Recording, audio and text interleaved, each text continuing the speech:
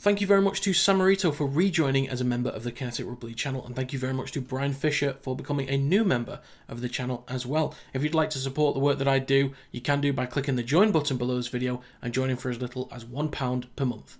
Let's get on with the video. So to recap last round's predictions, I got 6 out of 8 with the wins and 5 out of 8 with the margins. I'm actually pretty happy with that. It's quite a solid round overall. As always though folks, let me know your predictions in the comment section down below. Let's get on with the first game of this week. Kicking things off, we have the Roosters versus Storm. Starting with form in this game, the Roosters have won 3 in their last 5, the Storm have won 4 in their last 5. The Roosters will be without Billy Smith, Chad Townsend and Victor Radley, so Sandon Smith will now move into the halves, and Ethan King will start in the back line this week, and he's only played 2 games in the NRL in 2 seasons. The Storm will be without Asfa Solomona and Cam Munster, so Tyron Wishart will start at 6 this week as well. So far this season, Melbourne have 4 more wins than the Roosters. They've also scored more and conceded less, and are averaging 7 points more in attack and 6 points less in defence so far this season as well. Now, regular viewers will know that I'm quite high on the Roosters this year. I've said they're a dangerous side. Some people have disagreed, which is fine, but I'm still high on the Roosters. They are so much better than what they showed versus the Sharks last round, and a few things in their favour this week include, number 1, more impact with their starting forwards, in my opinion. Number 2, a fresh and quicker halfback partnership in Smith and Walker. And 3, they're playing a Storm side that's dealing with a lot of changes in the backs. So in the backs for the Storm, it's now Meaney instead of Pappenhausen, it's Anderson instead of Warbrick, Howarth, who's fine where he is, Chan instead of Meaney, Coates, who's also fine where he is, Wishart instead of Munster, and Hughes, who's fine at 7. So they've got 4 positions in the backs that are not the options that they'd ideally want.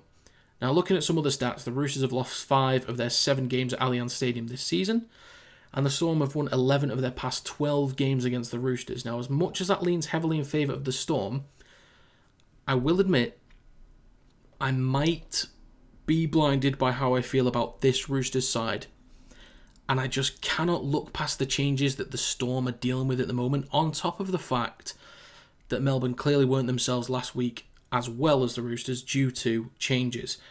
I will back the Roosters this week, but if it's a poor result and poor display, I will try not to be so blinded or influenced so much in the future. But I'm going to go with the Roosters to win 1 to 12 points, and for try scorer, I'm going to go with Daniel Tupou. Next up, we have the Cowboys versus the Dragons. Start with form, both have won just 1 in their last 5, and both are also on a 3-game loss streak. To be fair to both of them, they've been on a very tough run in the last few weeks. In the last 3 games, the Cowboys have played the Storm, Bulldogs and Dolphins. The Dragons have played the Raiders, Roosters and Bulldogs. So looking at stats in the last 5, the Cowboys have scored only 18 points per game on average versus the Dragons 23.6. In defence, the Cowboys have conceded 29.4 versus the Dragons 25.8. So slightly better for the Dragons there on both sides.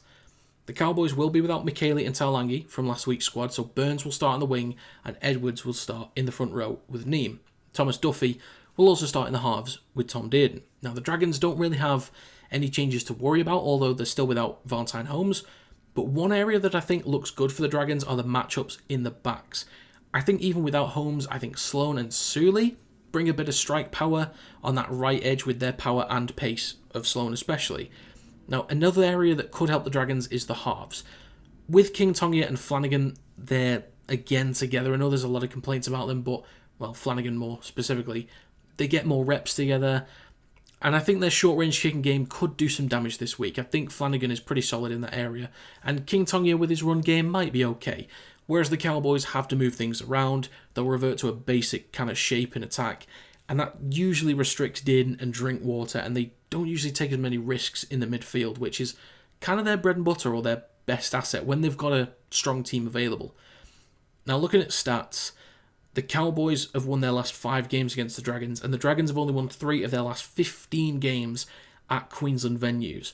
But the Cowboys have also lost 4 of their past 5 games at home. Now for this one, I'm not that confident about either side, to be very clear. I'm not confident in either side. I think both have a big forward pack that can go punch for 80 minutes, but I just feel with the Cowboys lacking a bit of quality in the backs, I think the Dragons can kind of hold on for long periods of this game and do a bit of damage with Cook and Gutherson as time goes on. So I'm really not confident about this one, just to be very clear. But I'm going to go with the Dragons to win 1 to 12 points. And for a try scorer, I'm going to go with Tyrell Sloan.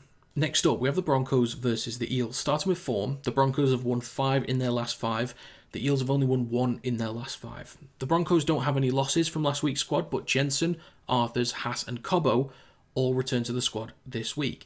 Cobbo is in the reserves right now, but he's at least available. The Eels have Dylan Brown back in, but he's currently listed in the reserves as well. Mitchell Moses is back in the starting lineup next to Dean Hawkins, but Iongi will be missing, so Joash Papali'i will start at fullback. Luckily for the Eels, their backline is very strong with Lomax, Penasini, Russell and Ado Carr, but they'll be defending against a full-strength and on-fire Broncos attack, which includes the run threats of Walsh, Staggs, Shibasaki and Mam. Now, the Broncos have won their last 4 games against the Eels, and the Eels have lost 5 of their last 6 games at Suncorp Stadium. Now, based on stats, the Dolphins v Sharks was looking like it should have gone to the Dolphins, but that didn't work out. But this is one of the most one-sided matchups on paper that I've seen for a while. And regular viewers will know that I've had my complaints with the Broncos this season, and even last season as well. But now, they're in form, scoring plenty of points, defending quite well on top of that. They're nearly scoring 30 points per game, whilst the Eels are nearly conceding 30 points per game. Now, the Broncos have actually won the same amount of games in their last 5 as the Eels have won all season in 17 games. This should only go one way. So for the love of God, Brisbane, do not let me down on this one. And the reason I say this is because I know what they're like. I know what they've been like. I do have more faith in them, but please, for the love of God. So I'm going to go with the Broncos to win, 13 plus, and for a try scorer, I'm going to go with Giamat Shibasaki. Next up, we have the Warriors versus the Titans. In the last 5, the Warriors have won 3, but the Titans have only won 1. They've also lost 4 games in a row, all in the 1 to 12 range with some close-ish games, to be fair. Now, the Warriors don't have to worry about any losses, but they have Afoa and Nickel Klokstad coming back in.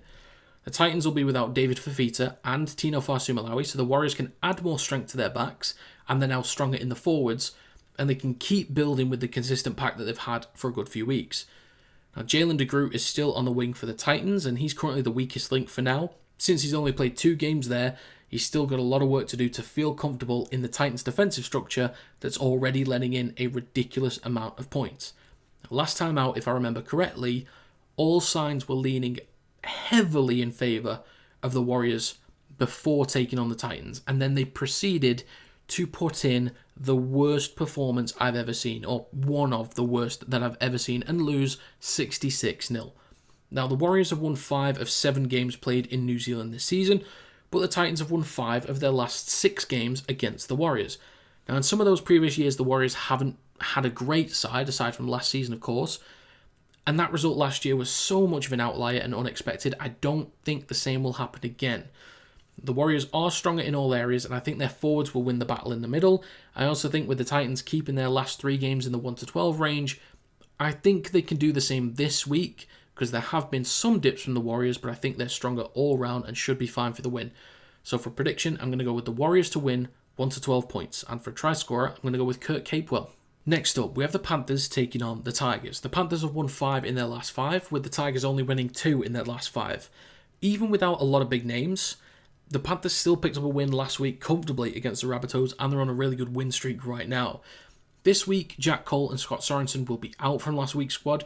Dane Laurie is now available, but Isaac Tango, Liam Martin, Isaiah and Nathan Cleary will all come back in, so they're basically at full strength, near enough. But the Tigers, they're still without Jareen Buller, so they have Taruva at fullback with Tuatupo on the wing in his place. Taylor May gets another go at centre, so he'll hopefully keep building in attack and defence and fitness as time goes on. Now, this Panthers pack will likely get the better of the Tigers here, but as always, I think Terrell May can make up a bit of the difference with his carries and offloads, creating second phases for players like Jerome Luai. Now, in recent weeks, the Tigers have won games when they've hit 20 plus points, but have only hit 14, 10 and 12 when they've lost. Considering that the Panthers have conceded 14, 18, 6, 10 and 10 again in their last 5, the Tigers could really struggle to score this week. Now, these sides met back in round 14 when the Panthers won 18-14.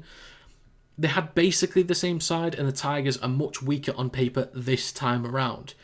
Finally, the Panthers have won 6 of their last 8 games against the Tigers, and they've won their last 5 games at CommBank Stadium. So for prediction, I'm going to go with the Panthers to win 13+, and for a try scorer, I'm going to go with Thomas Jenkins. Next up, we have the Rabbitohs versus the Sharks. The Rabbitohs have lost 5 in their last 5, whilst the Sharks have won 3 in their last 5, winning 2 big games in a row against the Dolphins and the Roosters. Now, the Bunnies will be without Humphreys, Mamazelis and Kalamatangi this week, and there's still no Latrell Mitchell or Cody Walker. So Lewis Dodd will start alongside Jack Whiten in the halves, so we'll see how he gets on. Hopefully for his and the Rabbitohs' sake, he can get a good run of games together, hopefully. Now the Sharks can bring a consistent group of backs again this week, which has put up 31, 24, 28 and 30 points in 4 of their last 5 games. And they'll be up against a group of backs for the Rabbitohs that looks quite underwhelming on paper. The Sharks might have less penetration in the forwards without Nikora, but the rest of the forwards are bigger and better, in my opinion, compared to that of the Rabbitohs.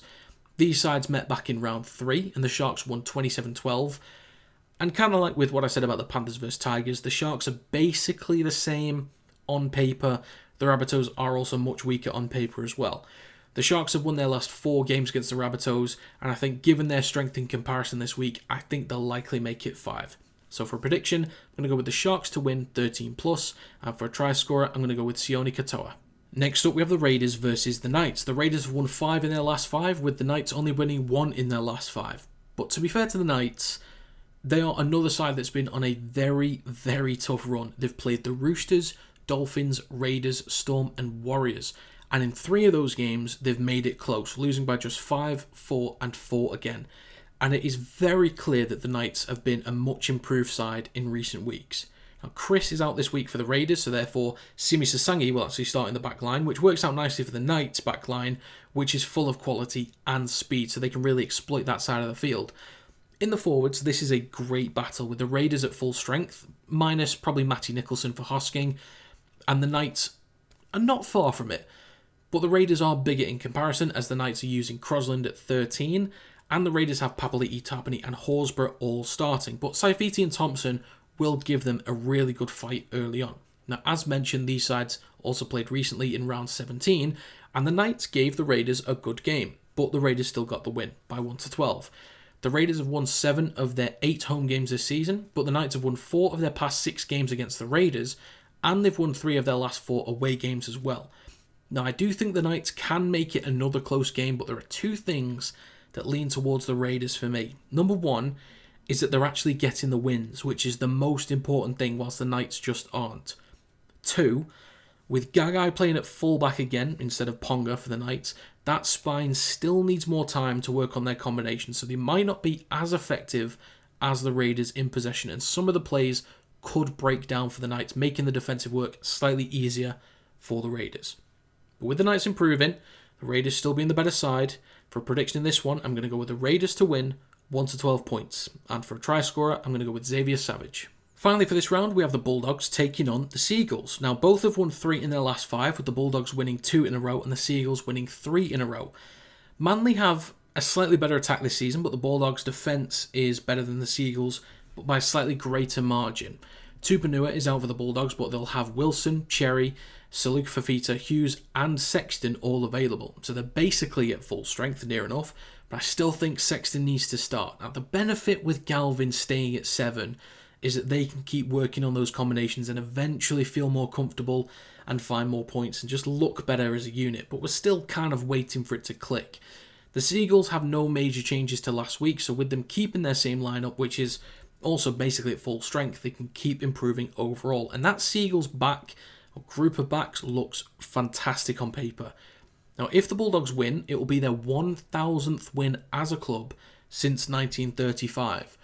But the Seagulls have won 11 of their last 12 games against the Bulldogs, and the Bulldogs are playing at the new Allianz Stadium for their first time.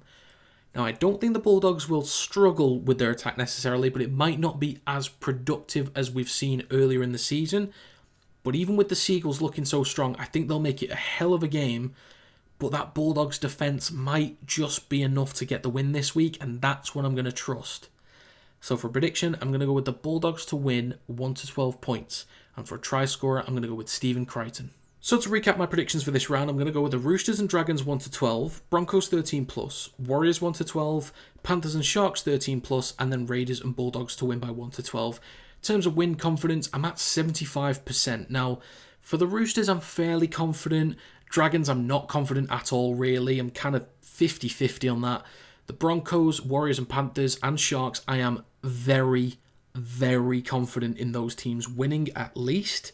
Raiders, I'm fairly confident because I think the Knights could do something there, potentially.